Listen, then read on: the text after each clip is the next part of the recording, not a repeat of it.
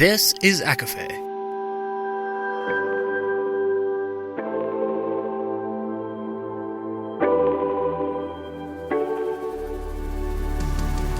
Laura Marie and Jessica Marie proudly present A Court of Fandoms and Exploration, a podcast. Fair warning, everything the hosts say is explicit, full of spoilers and adult content and shall not be used against them. They have opinions. Let's try not to drag anyone for expressing themselves and just have fun for an hour. We all deserve it.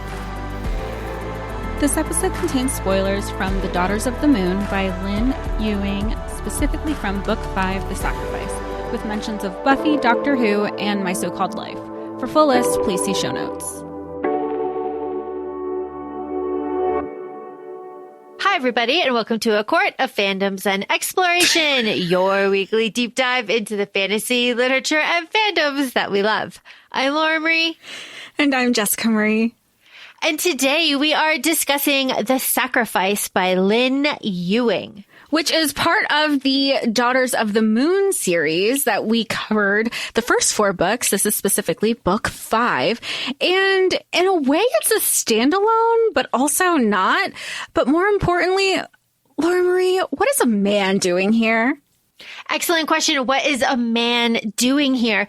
Here on the podcast, yes, but also here in this fantastic, early aughts series about 4 LA teenagers that are goddesses in this Daughters of the Moon series. So what is a man doing here? Okay.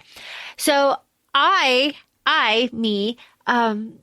pitched to Jessica Marie the idea to kind of use this as a vehicle to discuss, one, how they don't make them like they used to when it comes to books and TV. They don't make them like they used to. But also to kind of shine a light on kind of a lost, I don't know. This is just me being old and nostalgic, I guess. kind of the lost art of a character specific POV episode or book. And I have a counter example too, which just proves the rule. So you know what? Fuck you guys. But there are exceptions to the rule, as we know. There are exceptions to the rule, as we know. But I think it's a really interesting conversation. And the more that you think about it, the more examples that you come up with. And that's super fun too. Okay. So Jessica Marie, The Sacrifice.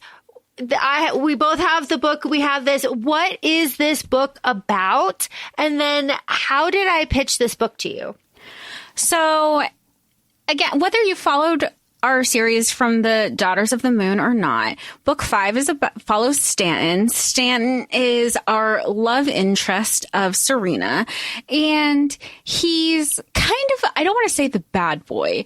He is portrayed to be the bad boy initially because he is a being caught between 2 worlds, caught between good and evil, because he is considered a quote unquote follower of Atrox.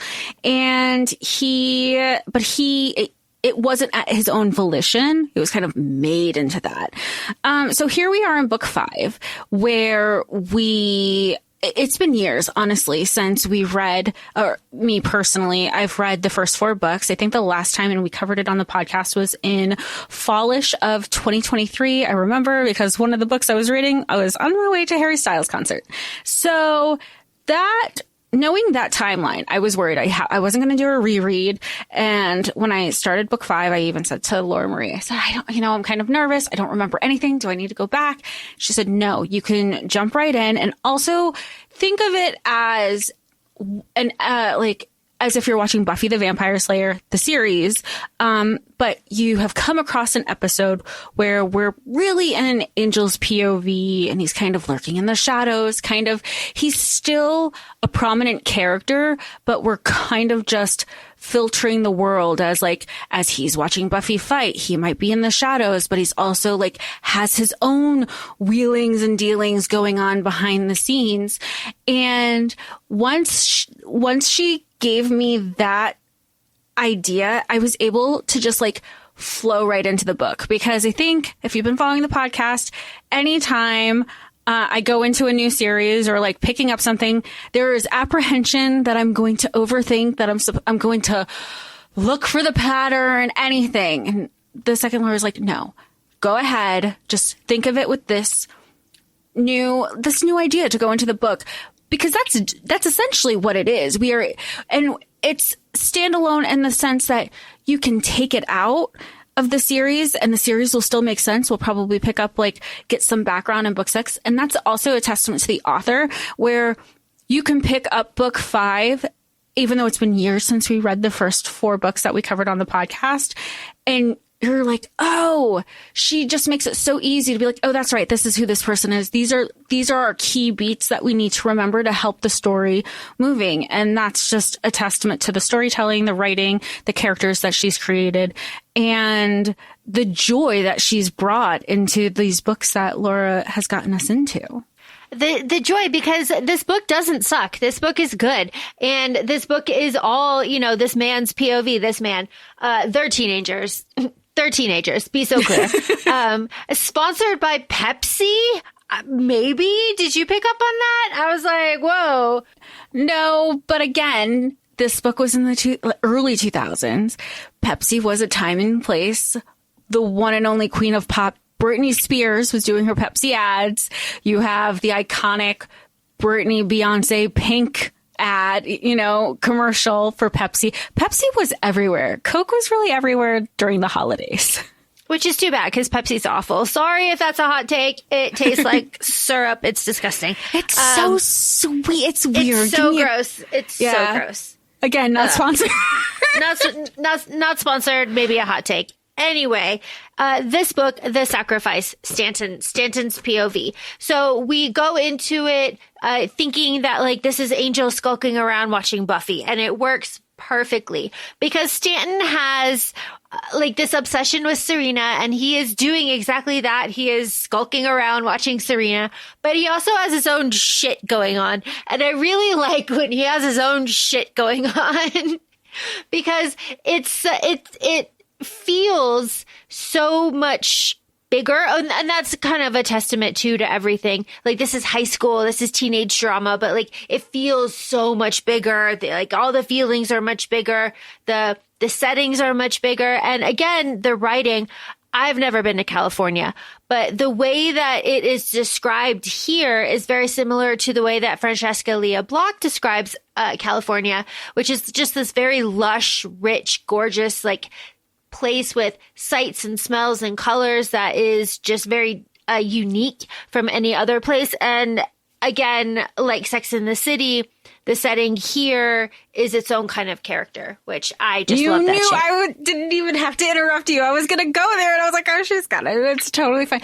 Because I have been to California, and it is, you're reading this is another one of those, you can visualize it on the screen. Specifically, visualize it in a way that they made books and series, or not books and series, they've made television shows that weren't a mini series. Granted, the series is a little bit smaller, but if you look at it as a whole, you could easily make these into 24 episodes and maybe have little spin-offs, or you get to have details of the characters, or, as we know from the first 4 books, between we have Serena and Caddy and Jimena and Vanessa, Stanton, those can be having their background of when they were kids, where they are now, everything. Those are 5 episodes right there that don't even have to be a mini series. That could be 5 episodes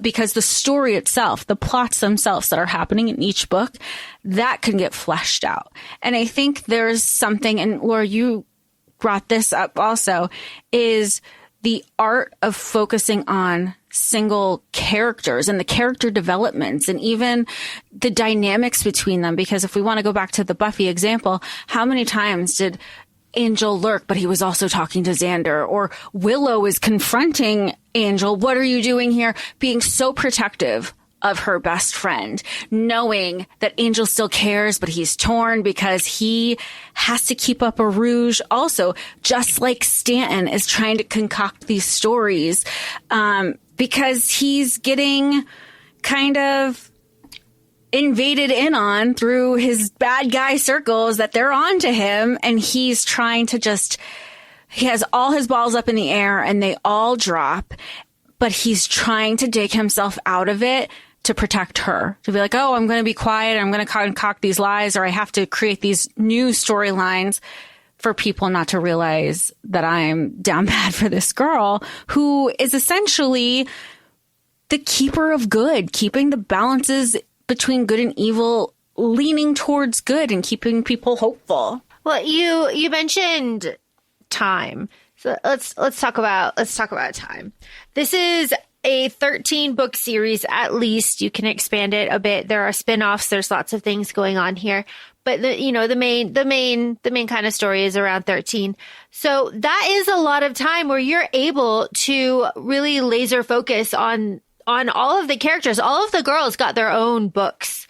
Like, they all have their own books. This one just stands out because it's a dude and we are focusing on him. But that in itself, I think, is important because my first experience that I can really remember with a male, with the boy, he's a boy, he's a child. It's weird because he's like in this teenager stasis, but he's been around forever. But he's not like he's grown and matured forever. He's stayed a teenager forever. Yes, yeah, it's tricky. It's tricky, but that kind of goes. So my first experience with this was watching My So-Called Life, Jessica Marie, as you well know, My So-Called Life. What a fucking show. I watched the whole thing finally. We have an episode from March 2024. It's Laura Marie's birthday episode, and we covered the first 2 episodes. I finally finished it. It's so good. This episode might be called They Don't Make Them Like They Used To, because they really don't. What a fucking show. I can go on. I could probably write a dissertation at this point. It's so good. It's so good. The teenager plots are so good and the parent plots hit so hard. It's all so good. All right. So in the show, My So-Called Life, and this, again, an exception that proves the rule, we have an episode that is focused solely on Brian and Brian's point of view, what Brian sees, how he interacts with the world, how he sees Angela, all of these things. And that was my first experience to something like that, which is funny because My So-Called Life is a limited series, which did not have the time to laser focus on this one main male character, but it did. Again, exceptions to the rules. But that was my first experience with this. And we see it again. Bobby has his own episode in Supernatural. We love that. There are several Doctor Who episodes that are essentially self-contained, with basically the Doctor isn't even there. It's just other characters, and that's kind of fun as well.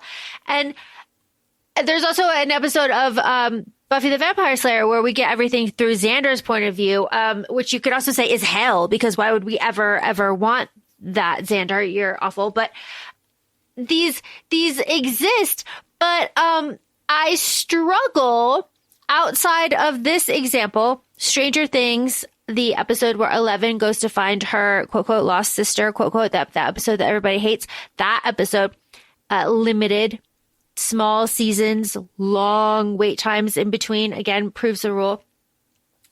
But I struggle outside of that example to find a modern example where we have a POV, because you need the time to explore all of these different characters, especially when you have an ensemble cast like that on television. And back in the day when you had 24 episodes a season and they were banging them out year after year after year, pilots were already shot, like episodes were already going. Like, that was a different time. It was like this CW well-oiled machine where you could focus on all of these deep character-driven things to really drum up that backstory. But now I feel like things are much more surface level. They're surface level, and you would think that, okay, you have a limited amount of time, you're going to be more streamlined. I'm finding that even the shows that are like 8, 10, 11 episodes, I'm still like, this is kind of sloppy. We can't, like, we should be able to get directly to the plot. And I feel like we got that in 22 to 24 episodes over the course of, I mean, and if you followed the podcast and if you've listened to every episode, you'll be familiar with kind of the cadence of how it works. Laura and I have discussed it on a couple episodes. But if you have to think about it, the pilot and a couple episodes essentially have to be shot so you can get it to upfront, so you can get it to the advertisers, so they can get the show picked up. Advertisers can buy their advertising commercial spots for the fall.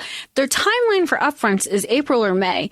Now you have the whole summer to shoot. And if you follow a lot of your favorite actors from shows behind the scenes, they would post all of these stuff too. First day on scene, first day on set. That's a wrap on set. They would start filming around in July for once a full season was picked up, and they would wrap around March. If they were lucky, April the latest. So they were filming with their regular jobs. An episode would essentially take, I know Arrow specifically, that when it was on the CW, it was an episode a week. They were shooting movie style quality episodes in a week. And then you would go into production and editing and post and all of that. But the timelines were so quick, and it still felt like a more direct storyline than these 11 episodes. And I just think that there's something to be said there with the storytelling that doesn't always exist. And to add to your screen examples that you had listed, Laura, there's a small amount of books that I feel are starting to do that. You have like Castile's POV and from Blood and Ash. I know that he had a specific one. It was basically just Castile's retelling of the first book. But then you have examples like Shatter Me, where the novellas were the singled out characters. There's a novella for Kenji. There's a novella for Adam. There's different novellas that even if different novellas / like character stories that even if you took them out, you didn't lose the plot. And I know, Laura, when we were covering the series, you didn't read the novellas. But you didn't feel like you didn't understand the story. And when we talk about like how shows used to be made, you would have those episodes. But again, shows weren't streamed. The 24 they weren't always streaming. You had to wait for the box set. There was all different. You had to wait for the physical media to come out.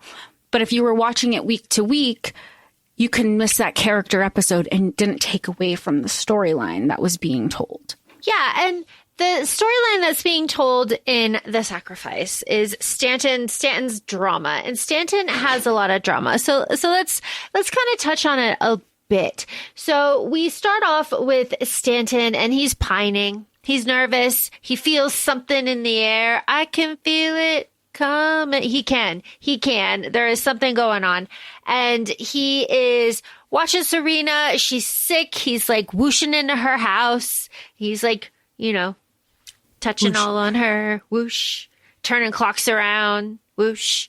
And he's seeing her at the Halloween parades. He's seeing her all over, and he's like whooshing.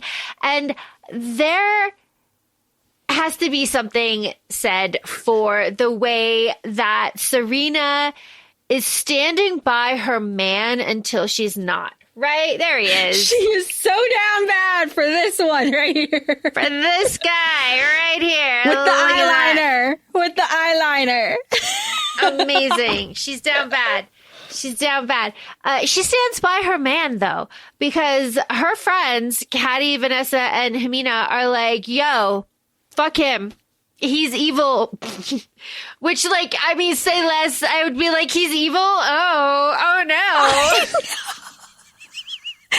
You would be like, oh, okay. Oh, he's evil. I'm so scared.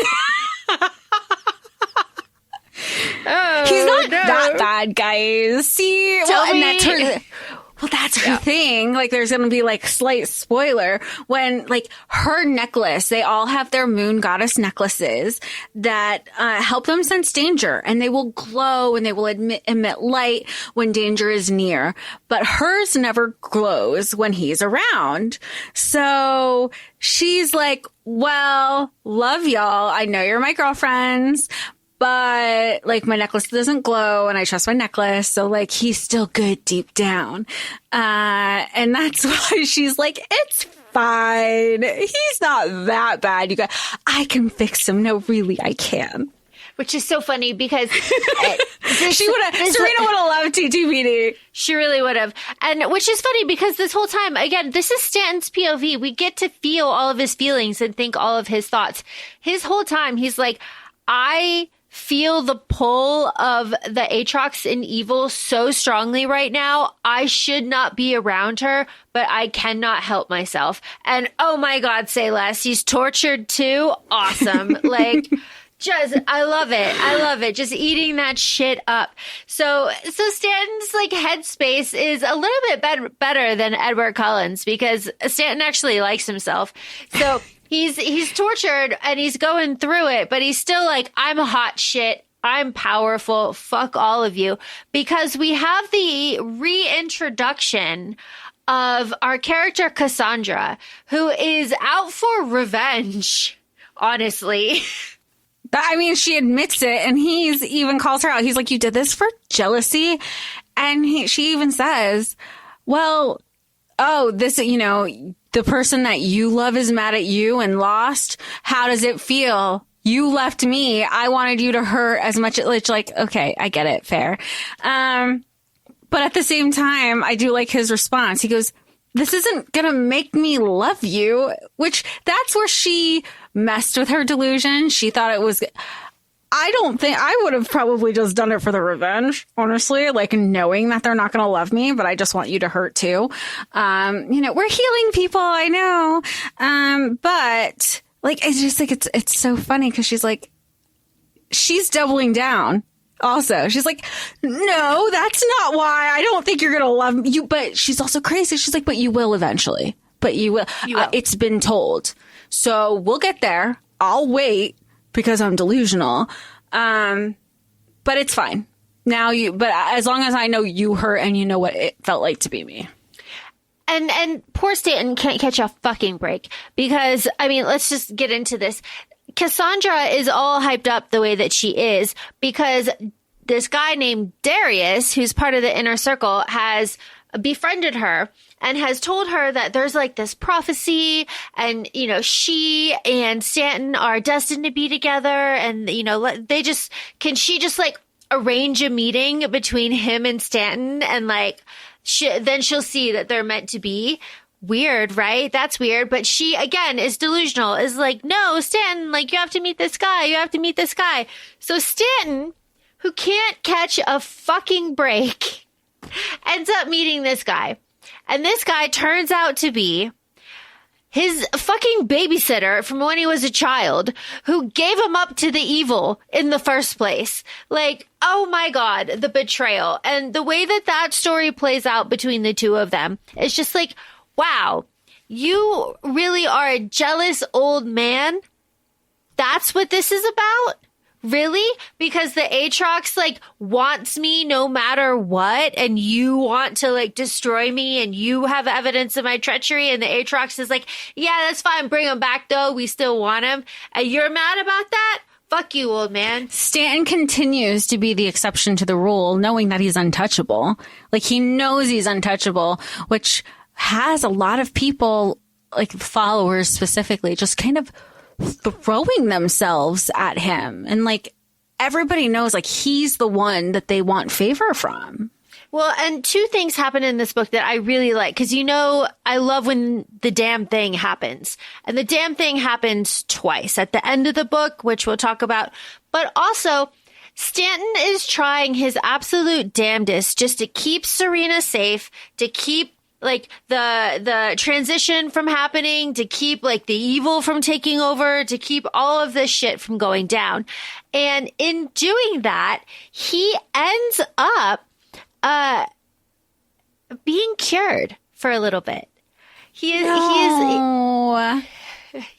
like cured for a little bit. Like the goddesses kind of come together and like we have this whole situation and we have a meeting with the goddess of the dark moon. It's all of this stuff, and Stanton is just a normal guy for a while. And all of this like Buffy stuff that reminded me very specifically of the Angel Buffy crossover where Angel becomes mortal for one single episode that absolutely destroyed me, and I can never watch it again because I cried really, really, really hard at the end of it. But it kind of felt like that. It was, Stanton was kind of going through life. He wasn't able to like charm bouncers to get into the clubs. You know, we're teenagers, the club.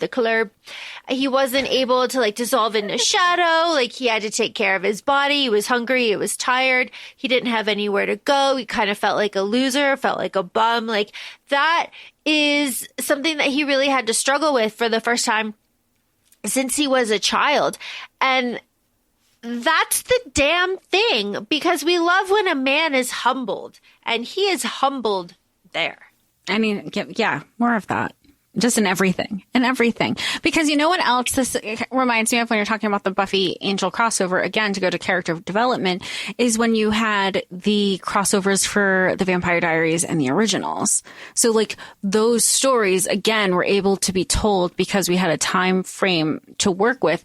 And it's what pulled like the viewer, I say viewer, but also like I'll say media consumer, because this is clearly happening across all realms. You know, you have media, you have books, for the consumer to be like, oh, well, let me be pulled in this direction.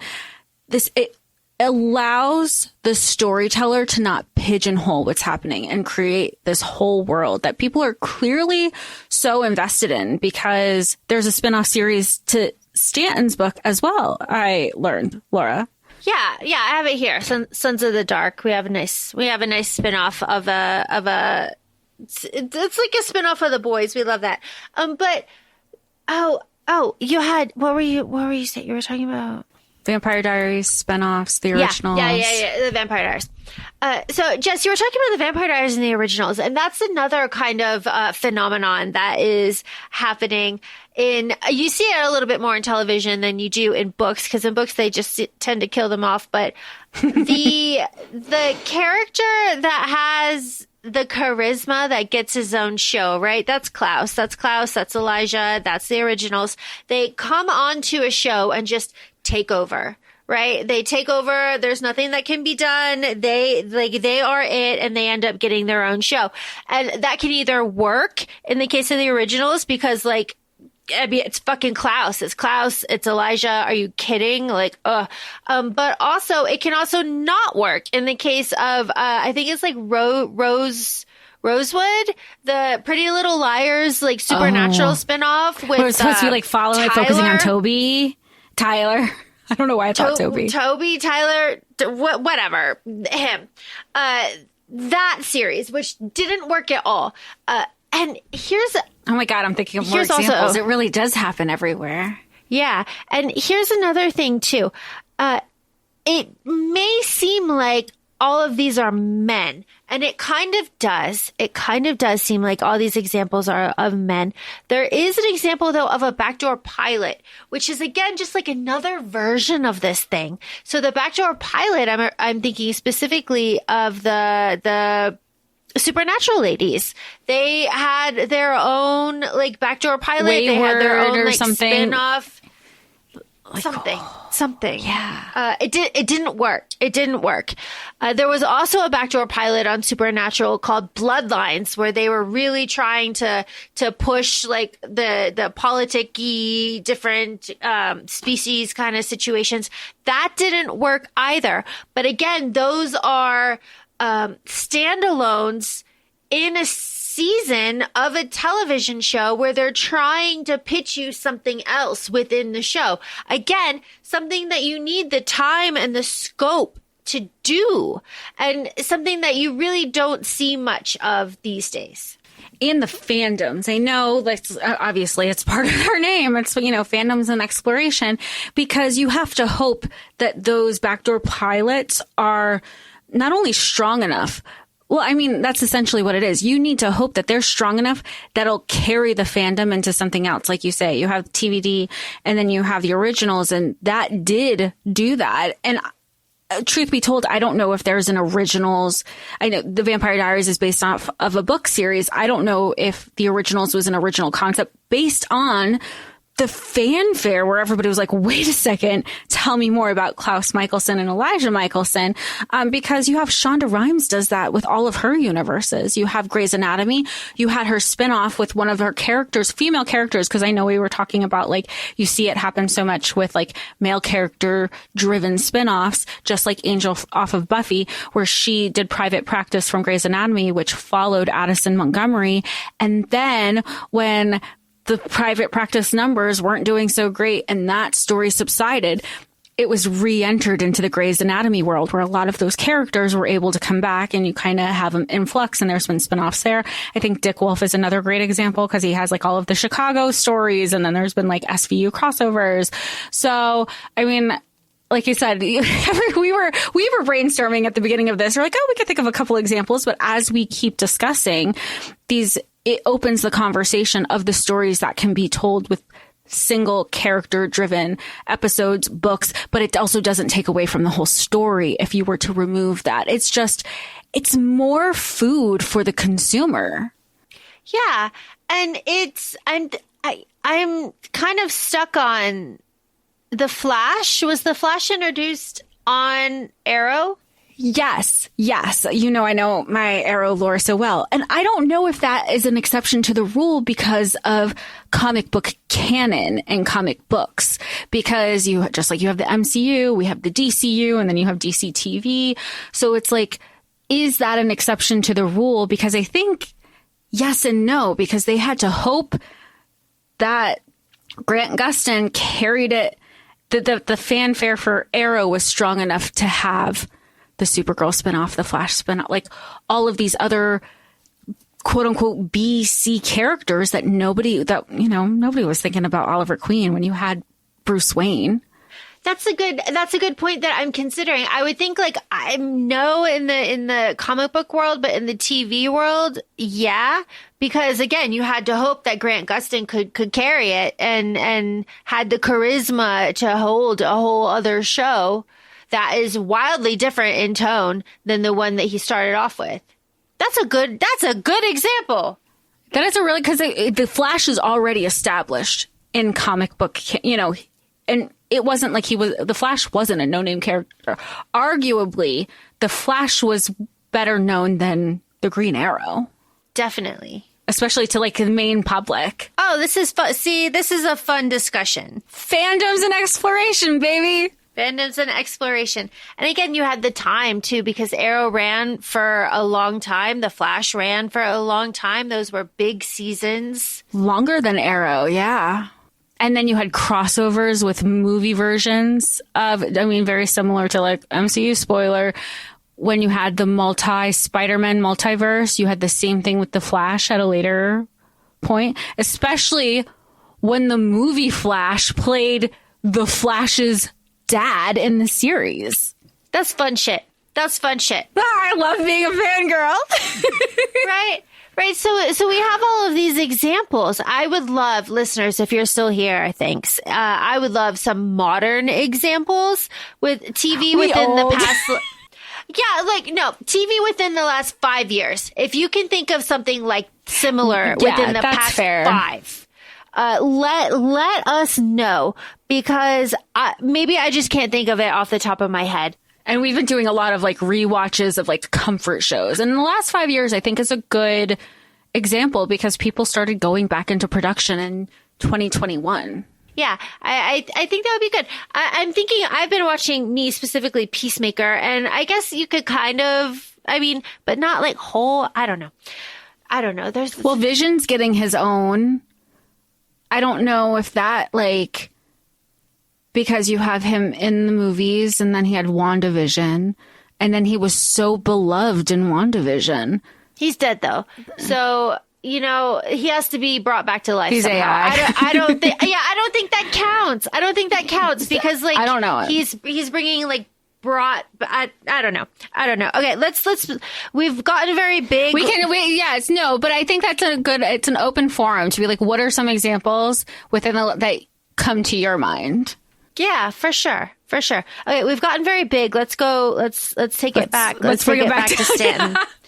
Let's take it back to Stanton. Poor Stanton. So what happens? Stanton has to, after he meets up with Cassandra, he realizes that Cassandra has been stalking him for the past 3 months. She starts blackmailing him, being like, I'm going to go fucking turn you in because I know you're with Serena and you're going to get in trouble. And you know what? Fuck you.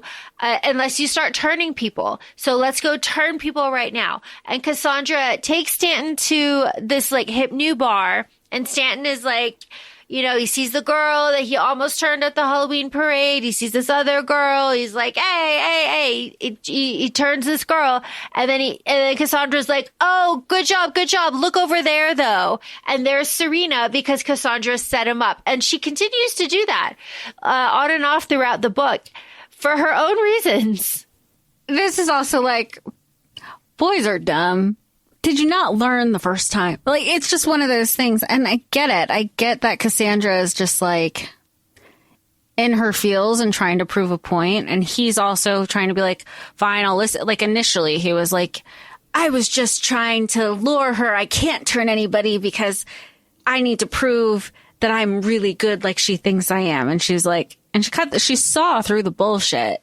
And he kept just digging his hole a little bit deeper because he knew, he's like 3 months. There's so many, I don't even know what she could or could not have seen. I can't dance around this, even though he was trying so hard. He was trying so hard. All of this comes to a head when Cassandra introduces him to Darius, like we said. And Darius turns out to be Lambert, who was his babysitter, who took the ring that protected Stanton and is the reason that all of this has happened to Stanton because of his jealousy, male jealousy. There is an epidemic. So Stanton has to deal with that. And it turns out that Lambert, you know, beware of Lamp when Marius died in Stanton's arms earlier. So funny. I love Lamp. I love Lamp. We're so old. I love Lamp. When I saw Lambert's name, I was like, Stanton. I picked up on that. It's like, come on, buddy. Let's get, you know what? We're teenagers. We have only so many brain cells. Only so many. And so many are dedicated to whooshing and looking at Serena. Like, I really was like, this is too obvious. It's like, come on, buddy. I was like, it's right there. It's right fucking there. She's like, meet Darius. And he was like, Lambert. He was so Lambert. So, and then what ends up happening is kind of comical, a little bit comical, but like in the context of their story, it's not comical. So throughout the course of much manipulation, Cassandra makes Lambert put the magic ring on him, and through a bunch of misinformation, it ends up destroying the body that Lambert inhabited, but releases his spirit. So off he goes like Ghost Rider to terrorize everybody as a little ball of light, which is hilarious. But like, I guess it's kind of scary in context because he's just watching you. He doesn't have to like make himself known, and he can kill you if he wants to. Yeah, I'd rather have a body. I don't need something flitting about, just kind of hovering, not knowing. No, I'm good. Thanks. Yeah, forever, just like out there, like horrifying, absolutely horrifying. But that's what ended up happening. And Cassandra's all like, "Look, see, we did it. We killed him." And Stanton is like, "You just made it 1,000 times worse, you stupid bitch." Like, oh my God, are you fucking kidding? And what's annoying about that is he had told her, like, she knew what she was doing, and she did it anyway, just as like a little chaos demon, I guess, right? Yeah. Like, I mean, she kind of has her own agenda, right, the whole time, because she's not even a follower. She's kind of like an outcast / excommunicated. So she's kind of, I don't even want to say marching to the beat of her own drum. She has no direction. Let me tell you about my favorite scene. My absolute favorite scene is when Stanton is like, damn, Lambert is now this little ball of light, and he is going to try and hurt Serena because he knows that's how he's going to get to me. Like, he's going to go get Serena. I need to go to Serena. And Stanton gets in his car, and he's mortal at this point. and he drives all the way to Serena's house, climbs the tree, is in the tree, sees when Lambert shows up as a bull, like goes in a room, and Stanton, as a mortal, goes, "Oh shit," and falls out of the tree. He falls out of the tree, and he is described as making an audible thump as he hits the ground. And that's fucking hilarious to me. I think that is so endearing, is so just like, oh, you big, powerful, like, you know, demon god man or whatever. You immortal thing. Yeah, like, look at you. Yeah, thunked. I love it. I think it's so funny and such a little detail. Again, just kind of like, I mean, humanizing, but also kind of grounding. See what I did there? All of these moments for Stanton, which makes his sacrifice, because that's the name of the book, all the more kind of like, don't do it towards the end. I mean, you even have Jimena, who was arguably, and he even admittedly said this, his biggest hater, because she is like, she even says, she's not just my best friend. She's my very best friend. And I know that everybody says you're immortal. Trust you will be dealt with. And I will find that key to your immortality the second you hurt her. I love her. I loved her the first book. I was like popping off about her, like in a good way. The first time we read it, she doubles down in this book too. And I think that Stanton respects her for that. Because he's like, I don't want to hurt her. But the fact that like towards the end of this book that even she's saying, oh my God, don't do it. Don't do the sacrifice. Like, look how far we've come. You're so close to Serena. Like, don't do the thing that I know you're going to do. Cause I think it also showed her like the goodness that Serena was talking about this whole time. She's like, shit. You can't let her wake up and see you like this. And I like that. Of course, I love all the female friendships. And I love that they're just still highlighted in the male's point of view. Yeah, he sees them all the time. He's like, you know, here's one, here's the other. They're all together. They're powerful. They're joining hands. Like their pupils are dilated. Their power is going out. So we have to talk, since you brought it up, we got to talk about it. There is a quote unquote death here. We lose one of our daughters of the moon. We lose one of our goddesses in our big battle fight, which is really interesting. This whole dynamic, right? So Stanton and Lambert, when he still has a body, they are fighting, and he's like hauling lightning bolts at him basically. And Stanton is like, you know, trying to like do everything he can to not die. And Cassandra has run and got the goddesses, and all four of them are there, and they're fighting Lambert. And Lambert is very powerful. And there is this moment of like two lightning bolts that are converging onto the goddesses. Caddy pushes Vanessa out of the way, and the lightning bolts hit Caddy, and Caddy's necklace explodes, and Caddy disappears right in front of everybody. And tragic, horrible, I mean, shocking, traumatizing, everything. Vanessa falls to her knees. Caddy, patting the ground. Where'd she go? Where is she? There's no body. Where is she? And then the battle is like, you know, oh, another time. And then the three remaining goddesses look at Stanton and say, hey, fuck you. This is your fault. And Stanton is like, what the fuck did I do? What did I do? I didn't call you. I didn't ask you to come here. I didn't ask you to fight. You didn't like, I had nothing to do with this. I didn't make Cassandra go get you. What the fuck? And he says, specifically, Stanton says, like, I see a new emotion in Serena's eyes. It's blame, contempt.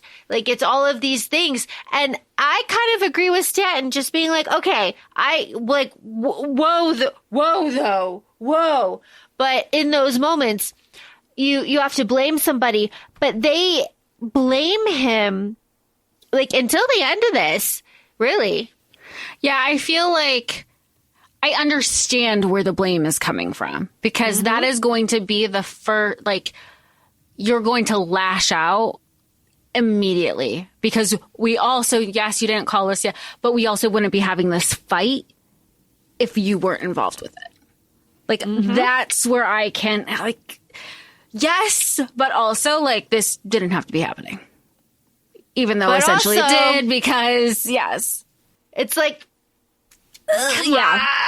come on. It's what it is. But it's a driving action that is moving us to the next book, because the next book is all about being lost. So, again, important. And we have a new character maybe being introduced, which I am kind of, I mean, that's the end of the book. The sacrifice is that Stanton gives himself now willingly back to the Atrox. So before he was an Invictus, he was, he was a foot in both worlds before, but now he has given himself fully. Now he's very powerful. Now he has been crowned the Prince of Darkness of the Atrox. Now he's come into his full power. He's very powerful now. And he has still dedicated himself to protecting Serena. So that's what we have. And then our goddesses are now driving towards the trying to find Caddy. Like, where the fuck is Caddy? And that is kind of what is going on for our next book. Well, I was going to say, yes, she's gone. I mean, you know how when you watch like Twilight or Eclipse, there is a hued lens over that, or the film during like post or even while filming.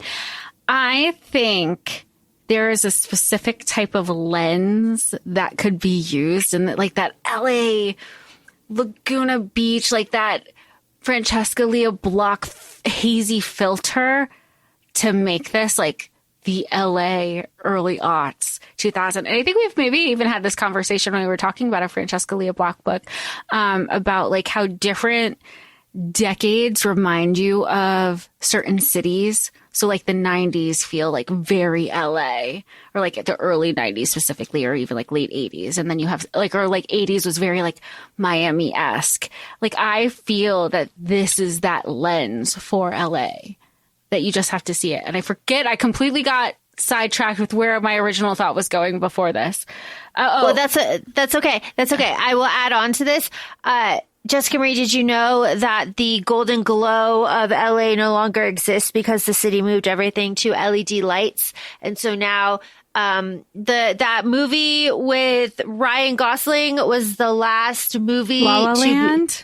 No, the car one was the last one to be filmed when LA still had the yellow classic glow. And then every other movie since that is now an icy LED glow.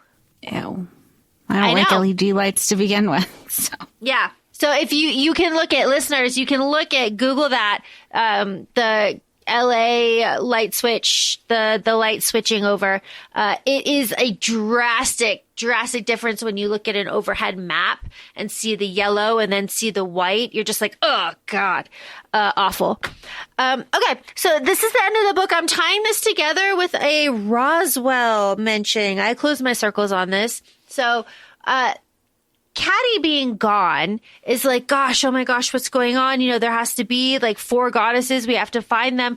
Could be an introduction to a new character. I'm bringing up Roswell because the cover of book 6 always reminded me of the actress that plays Tess on Roswell, who also plays Belle on Once Upon a Time. Yeah, her. And Amelia. Yes. She was married to Mr. Gold. Emily de Ravine. Yes, Ravin? Her. Yes. Okay. She's Tess on Roswell.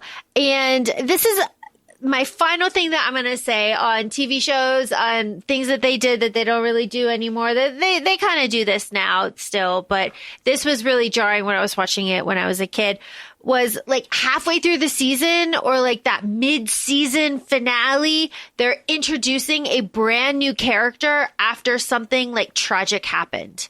Like somebody appears and then Yeah. And then someone new comes in. And that's what happens with Tess. Like something happens and then Tess comes in. She's the new girl at school. She's like, hi guys. And she's trying to make friends with our, our core group. And that's kind of like this interesting trope too. So I am very much looking forward to, obviously continuing the rest of this series whenever we get to it, because it's been here since the 2000s. It'll stay here forever because we have our physical media of it. So it's always here for us. But just to kind of explore these older, I don't want to say older tropes, but like these beats that you don't really see much anymore in media, I find just absolutely wonderful. Well, you're talking about older tropes. A trope that I like, and I remember what I was going to say before I distracted myself, was the trope of no head, not dead, ACOFAE podcast. And that's what I wanted to say about Caddy, because we know Caddy is also a time traveler. And based on the original books, well, I say the original books, one of the first 4 books that we read, we knew that she was getting kind of stuck in time when she was like limboing between time frames. I mean, I think so. That was what I was thinking. I was like, well, yes, devastating, but also no head, not dead. And I think that is a trope that we continue to say here. But I'm excited for the next book. The next book is book 6. I didn't even continue reading after I wrapped this one because I didn't want to just lose focus. And I have the whole set. I have the whole set now. I went on eBay. I found all 13 books. Not the spinoffs. And it's called The Lost One. So in my head, before I haven't even, like I said, I was like, oh, it's either The Lost One because Caddy is lost, or there's a Lost Daughters of the Moon. Right. See, critical thinking. We have it. ACOFAE Podcast has the critical thinking. We have it. Because we have media literacy. So there you go. With that being said, feel free to follow us on ACOFAE Podcast. We're on Instagram. We're also both currently on TikTok, ACOFAE Laura and ACOFAE Jessica. And feel free to rate us 5 stars on any of your listening platforms. Thanks so much, and we'll talk to y'all soon. Bye. Bye.